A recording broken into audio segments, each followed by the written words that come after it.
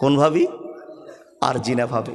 বন্ধু আমার, স্বামীর কাছে প্রশ্ন আর জিনার কাছে প্রশ্ন, ওই দিদিটার কাছে আমার প্রশ্ন, আপনাকে গ্রামে ছেলে দেখলো কি করে আর আপনাকে নিয়ে গবেষণা করলো কি করে?